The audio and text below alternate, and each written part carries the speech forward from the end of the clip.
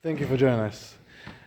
So we always have people calling us, getting a quote for amplifier installation and asking us, how come we're so expensive? And we're trying to explain that the job has to be done properly.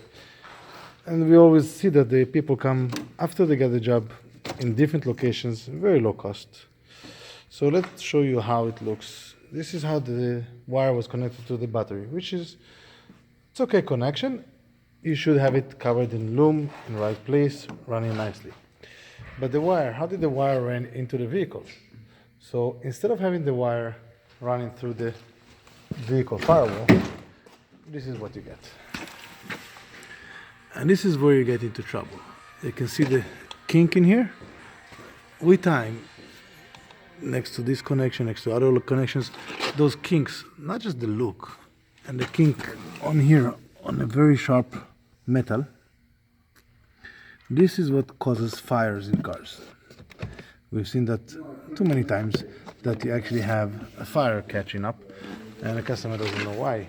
It's because you have a positive wire connected to the battery in a very, very bad way. Now, installations should not be like that, should not be done like that, but it is a lower cost.